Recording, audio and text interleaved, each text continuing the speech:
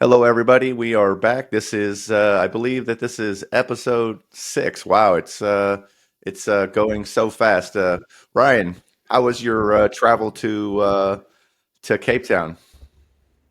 So it's brutal. I need more sleep, and anyway, I need more sleep. But yeah, I made it, and beautiful as ever. So would you recommend within a 2 week period to go from Dominican Republic to Dubai to Cape Town? Do you think that that's a wonderful experience in the sense of jet lag and exhaustion? It's horrific. Wow. How long was that flight? I didn't go direct, so I had layovers, and so I think I was all in all about 20 hours, and then to get from the Dominican Republic to Dubai was about 24 hours. 24 hours. Wow. You had layovers from Dubai to Cape Town? Yeah, because I flew Qatar Airways. So Oh wow. Sounds amazing. I'm incredibly jealous. But you showed me some of the pictures. It's absolutely stunning outside your hotel, and that looked amazing. With that being said, let's go ahead and get into the app. Today we have a guest. We have Xavier. He is a full stack developer. He has come on to help make some really cool AI tools for the e-com space. Cool. Hey, Xavier, welcome to the show. Thank you for having me. Glad to be here. Absolutely wonderful. First, before we get into the tool that you build, which is pretty cool, can you tell us a little bit of story, how you got into this, and your journey? Oh, yeah. So let's see. I'm from France, and since I was a kid, I like to fix computers, and I like to create websites from scratch, from block notes. And it was back in the days. I'm old. We barely used internet, like create emails, send emails, and everything. And I help people. I used to work in a library that has computers, so I help people create their own emails and things like that. So that's how I started, from creating emails to creating websites to creating applications. Then from France, I studied in America. I got my master degree, and then met beautiful wife, beautiful girl in college, and then we fell in love. She went back to Japan. She was like, "Ah, Japan is much better than America. Come." I was like, "Okay." Love, just follow. So I came to Japan. In the beginning, I didn't like it because, everybody was like a robot, walk home, walk home, walk home. They all dressed like, suits, black and white, and then just anyway. It was okay in the beginning, and I got used to it little by little. I really like the culture, the foods. Have you been to Japan before?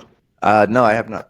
Yeah, if you come to Japan, there are no trash bins anywhere because people keep their trash in their bags or in their pocket, or they just don't use things that has trash.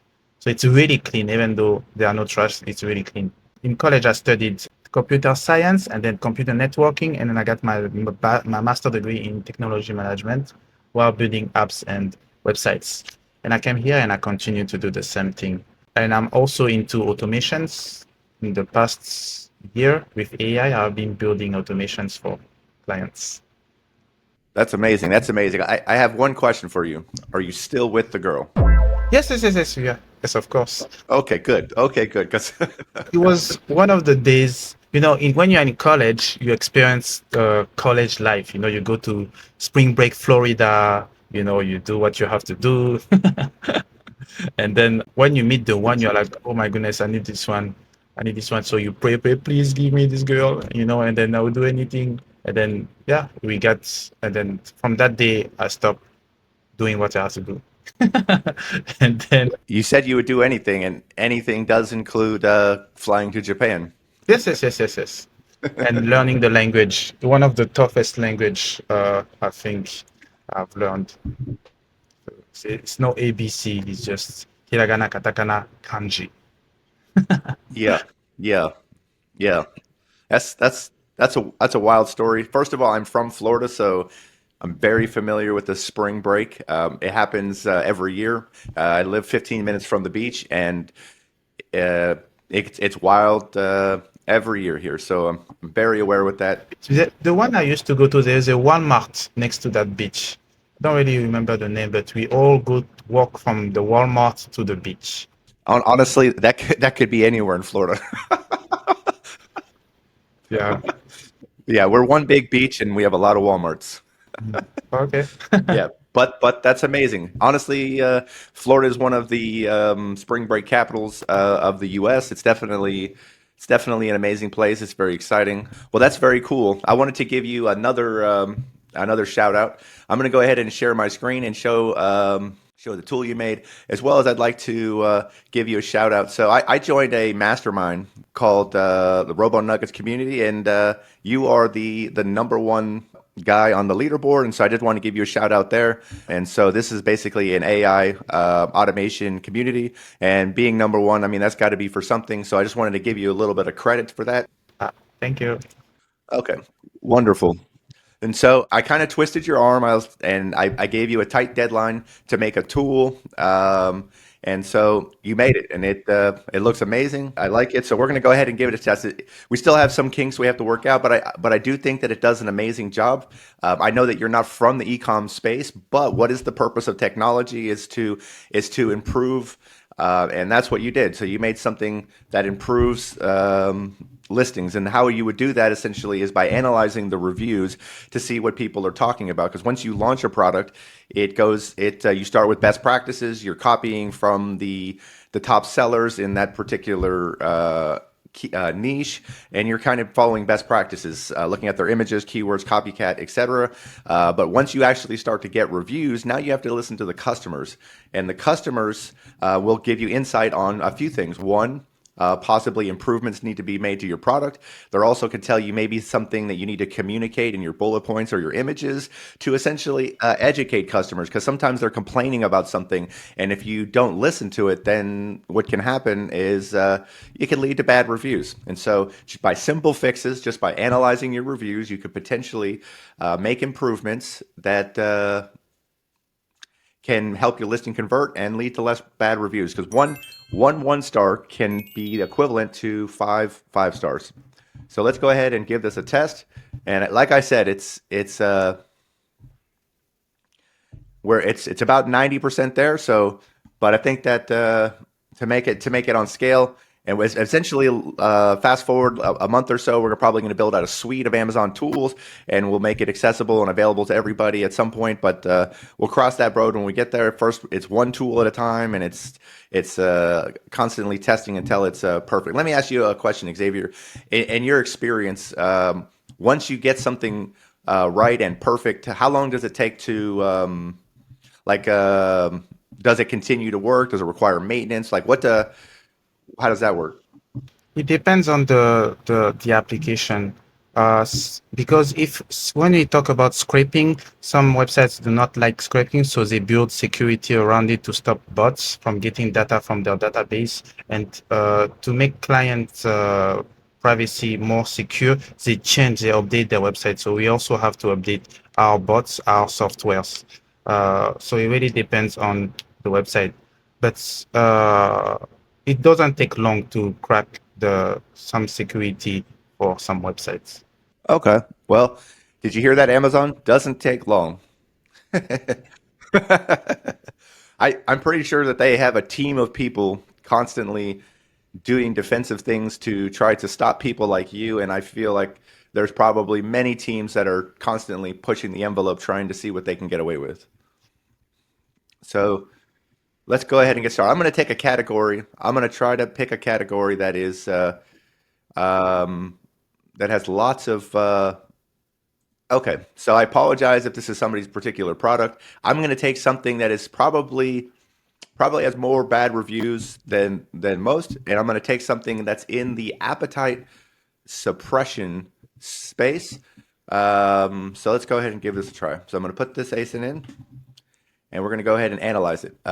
First thing this tool is going to do, it takes estimated time about 30 to 60 seconds, but it's going to fetch the reviews. Essentially, is that scraping? Is that correct? Yes, it's scraping the each pages. The next step we're going to do after we fetch the reviews is we're going to analyze the reviews, and this is something that you probably should do on your entire catalog. to see what customers are talking about. And when you see something that's a common denominator, you should probably add an image or a bullet point. You should probably address that item so that it ceases to be a concern going forward.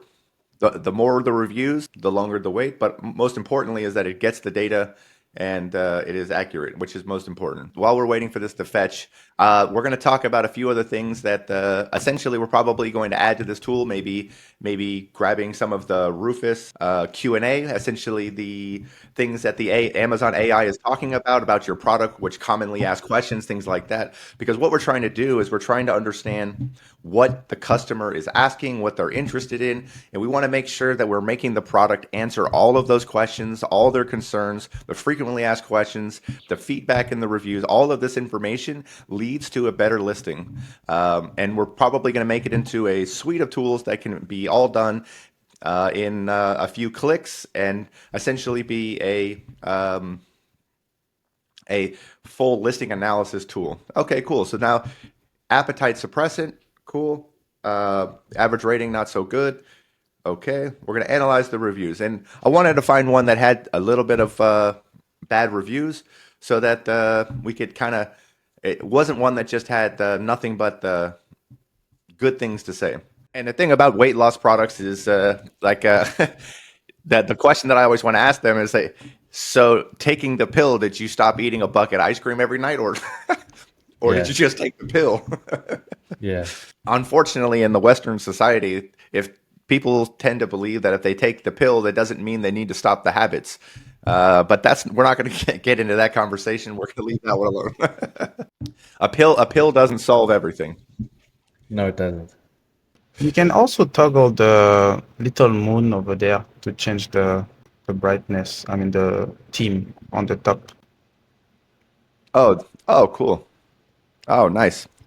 That gives it a nice little pop. I like that. Okay, cool. So here is we can download a report summary. And so let's look at the top 5 complaints and the top 5 positives. So we'll start with the positives and then we'll go with the negatives. So effectively suppresses appetite and curbs cravings. Great, 31%. High trust in the brand and quality of ingredients. That's nice. No negative side effects or jitters. That's interesting. Capsules are easy to take and have no aftertaste. Nice. Contributes to actual weight loss. I think that this is all very good. It also shows you the count of the reviews that led to this feedback, which is pretty good. Now let's go to the negative. Product is ineffective with no noticeable impact on appetite or weight. 17 mentioned. And there's an interesting story about positive and negative experiences. So if somebody has a good experience, they're going to tell 3 people. If somebody has a negative experience, they're going to tell 10 people. So it's interesting to see that. And as you can see that, as well as there are also the ones that had a bad experience tend to be like a little bit more wordy, a little bit more kind of mean, a little bit nasty, so to speak. But it could save their life and they would give you like a thumbs up. So, for example, I had a kidney stone and I took something that I bought on Amazon and it made it so I avoided an operation that I think I'm forever thankful for. Wow. And even though it was what's that? It worked. It did. It was called the kidney stone crusher. And so I was in the hospital and the kidney stone had gone too far where they couldn't use the laser and they wanted to do something that I really don't even really want to describe it, but they essentially would go up and with a string and then they would yank it out. And I was like, no, I'm not doing that. That doesn't work for me. So I went on Amazon and I looked and I found this thing. It was like $19 and it passed. And it passed within a few days. And I was like, wow, I almost did something that probably would have haunted my world for the rest of my life. And this thing did it. And guess what? I still haven't left a review. So that's yeah, I honestly still should. I had a friend too that had a kidney stone problem. She had it for years, and she told me about it even though I was not a doctor. And I was like, "What's a kidney stone?" So I did some research, and I found out from Reddit that some people buy things from Amazon in order to help them with their kidney stone. And I did that, and she was so thankful because all her life she had to take medicine. Wow, these things work. Yeah, and It's funny to hear that here, but it's true that about the reviews, people are more willing to share bad reviews, just like the media. Something happened, and they will just share the bad way, the bad side instead of the good side to have more engagement from other people. Because if you share good news, people are gonna be like, okay, good for you, move on. So I didn't leave a review, but I am going to give them a shout out. And so it was this product right here, $19, and it solved all my problems. So I'm going to give them a shout out. Hopefully this helps them in some way, but great product and it worked. That's really all that matters, because I don't know if you've ever had a kidney stone. If you haven't, that is horrific. So anyways, let's segue back to our complaints here. So, okay, causes negative side effects like headaches, heartburn, or digestive issues, poor value for money, bottle contained fewer capsules than advertised. That is hilarious. Increased appetite instead of suppressing it. Interesting. So now you do have to take everything with a grain of sand, and it is important to look at the amount of people that spoke about each and really kind of do your own due diligence and see how you can improve the product or add information. So sometimes, for example, this talks about sometimes people didn't take the pill long enough. Sometimes they didn't take it as it was instructed. And so sometimes that's something that you might want to touch on or add, and that could improve the listing. So let's see what the insights are. Okay, so this one says that it basically says results may vary, and it's basically on an individual basis. The life extension brand reputation is a major purchasing driver, with many customers citing trust in the brand as primary reason for the supplement. Okay. A notable positive is the lack of side effects for many users, however, minority experience. And honestly, anytime you put something in your body that it could have a negative effect. So address the quality issue of the missing capsule. Absolutely. That's probably, if that was to happen more than once, you probably would want to speak to your manufacturer. Revise marketing claims to better manage customer expectations. Yep. This is very important. Make sure that people understand how long you need to take it before you get results. And this is something that when you're working in the supplement space, that if you have a product that it takes 2 weeks to build up in your body to start getting you yada yada, it's important that it says it on the listing, because in America, people take it once, it didn't work, and they throw it in the garbage. So it has a lot to do with the lack of education or consumer education in the product. And a lot of times they don't necessarily do their own due diligence. It's important to make sure you do the best you can to educate them on customer expectations. Okay. Add a recommendation on the label to take the capsule with a full meal and ample water. Yeah. Honestly, it's very true. It's very likely that it was probably something simple, like not eating before they took the pill, and so that's good. So giving proper expectations, as well as making sure people understand how much water or food you should eat before. Should you take it after breakfast? Making people understand how to use the product, because, for example, this is an appetite suppressant, so there's some ingredient in here that is probably having an impact on your body, and usually it's something that is kind of an upper of some kind, or something that does something, and you want to make sure that first of all your body can handle that particular ingredient, and make sure that you do everything in your power to kind of inform them what could happen. And yeah, that's pretty much my feedback. Ryan, do you have any feedback on this tool? Yeah, I think, it's going to be very good for people anybody who's just selling on Amazon. I mean, you can always improve, whether you're on the top, the bottom, or the middle. It doesn't matter. And I think you can just plug your ASIN in and see, based on your client feedback, which is really the only feedback that matters, what it is that you need to do to improve your sales. I think this is extremely valuable. It's basically a marketer's dream, and it's a business owner's dream. Yeah, absolutely. And the goal is to make a tool, kind of a one-stop shop for all your listing needs, which it's one tool at a time. I thought I would put in one more ASIN. It does look like it is retaining some of the previous searches that have been done, so that fetched him a lot faster, which is great. Now I'm just going to analyze this one. Yeah, so we're going to continue to build out the suite. This is everything has to start somewhere, but I think this is a very cool tool. Let's see the light mode. Yep, that's cool. This is cool. Now let me ask you a question. What did you use to make this tool with? I used Node.js and as a background, and then just JavaScript, basic JavaScript, and for the API, I had to use AP5 because Amazon allows AP5 to go through their database. Awesome. Yeah. Okay, cool. So this one said top 5. It says good taste and flavor variety. It's important to make sure that you look at the common denominators, look at the count, because you could be giving away money and there will still be one person that complained in the denomination that you gave it. So always take things with a grain of salt. Effective for hydration, clean ingredients, mixes easily and dissolves well, convenient in portable packets, great. Expensive price and poor value, overly sweet flavor, package is difficult to open, unpleasant aftertaste or stevia flavor, lack of full ingredient list. Okay. So the lack of full ingredient list, that's something that could be fixed. So that could possibly added as an image, could be added in the ingredients need to also be added on the detail page. These are things that can be fixed. And so it is good to have an agency that does this, because if you are the owner of the product and you get feedback, sometimes you take it personally when you should be taking it objectively, and just look at the data and see what it's telling you. The product's primary appeal is to clean sugar, keto-friendly ingredient profile, which is a significant draw for health-conscious consumers. Taste is the most frequent praised aspect. Absolutely. Yes, it's also polarizing while many love the flavor. Notable minority feels overly sweet and dislike the stevia aftertaste. So when it comes to sugar-free items, some people don't like stevia. And if you get a stevia-flavored electrolyte, you're probably not going to like it. So making people aware that it is sweetened with stevia could be something that could save you that negative experience. A major usability flaw exists in the packaging. The convenience of portable packets is consistently undermined by the difficulty opening the item without scissors, which is a critical issue. Okay, cool. This could be something that you could improve on your next run, something like that. Or you show in a picture how to open it. I hate to say it, but if the product is too confusing or hard to use, it's easier to return it than it is to learn how to use it. So cool. Recommended fix: add a pre-cut tear to notch the individual packets, make it easy to open. Makes sense.